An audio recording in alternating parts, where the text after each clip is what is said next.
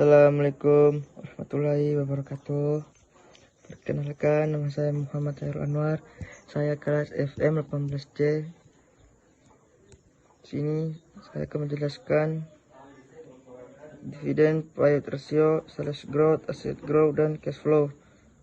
Pertama saya jelaskan dividen payout ratio terlebih dahulu.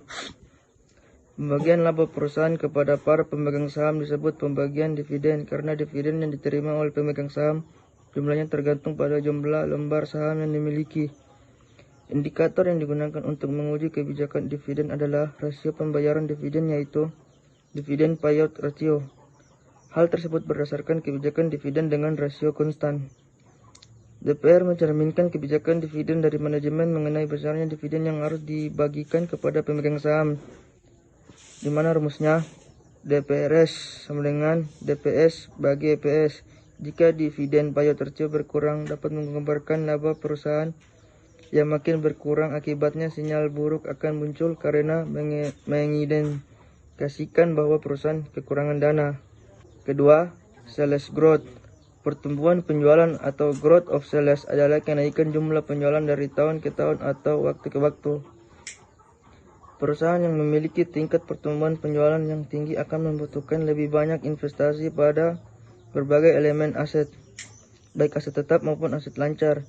Pihak manajemen perlu mempertimbangkan sumber pendanaan yang tepat bagi pembelanjaan aset tersebut, di mana rumusnya sales growth sama dengan net sales dalam kurung T kurang net sales dalam kurung T kurang 1 bagi net sales dalam kurung T kurang 1. 3. Asset growth. Asset growth menunjukkan bahwa di mana merupakan aktiva yang digunakan untuk aktiva operasional perusahaan, di mana manajer dalam bisnis perusahaan dengan memperhatikan pertumbuhan amat lebih menyukai untuk melakukan investasi pada pendapatan setelah pajak dan mengharapkan kinerja yang lebih baik dalam pertumbuhan perusahaan secara keseluruhan, di mana rumusnya asset growth sama dengan total aset dalam kurung T kurang total aset dalam kurung T kurang 1 bagi total aset dalam kurung T kurang 1.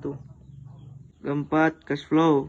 Arus kas yaitu suatu laporan yang memuat informasi tentang sumber dan penggunaan kas perusahaan selama periode tertentu, misalnya 1 bulan atau 1 tahun. Namun, ukuran cash flow yang digunakan adalah cash flow yang harus diperoleh dari aliran kas yang telah terjadi yang tercermin dalam laporan arus kas yang terdiri dari arus kas dari aktivitas operasi, investasi, dan pendanaan, di mana rumusnya adalah CF sama dengan AKO tambah AKI tambah AKP, di mana CF adalah arus kas atau cash flow, AKO arus kas bersih dari aktivitas operasi, AKI arus kas bersih dari aktivitas investasi, AKP arus kas bersih dari aktivitas pendanaan.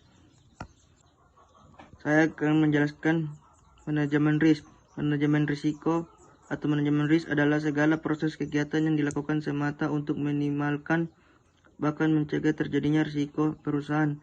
Di dalamnya ada kegiatan identifikasi, perencanaan, strategi, tindakan, pengawasan, dan evaluasi terhadap hal-hal negatif yang kemungkinan akan dibilang juga. Jenis manajemen ini adalah salah satu metode untuk mencegah penimpa usaha.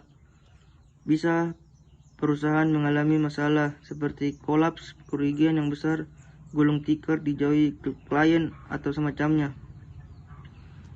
Tentu strategis sistematis ini perlu dijalankan terutama untuk pebisnis pemula.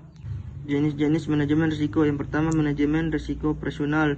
Manajemen risiko operasional adalah manajemen risiko yang didasarkan pada terjadinya permasalahan-permasalahan usaha yang muncul akibat faktor internal, seperti kinerja pegawai yang rendah, sumber daya yang kurang berkualitas, terjadinya bencana, modal tidak sehat, dan selainnya. Kedua, manajemen hazard. Manajemen hazard adalah jenis manajemen risiko yang fokusnya pada masalah yang potensial membuat perusahaan gulung tikar. Biasanya problem usaha yang dideteksi adalah masalah-masalah yang besar dan berbahaya. 3. Manajemen risiko strategis. Manajemen ini berkaitan dengan pengambilan keputusan risiko yang biasanya muncul adalah kondisi tak terduga yang mengurangi kemampuan pelaku bisnis untuk menjalankan strategi yang direncanakan. Dalam hal ini beberapa faktor seperti risiko operasi, risiko aset impairment, risiko kompetitif, atau bahkan risiko franchise dalam kurung bila ada.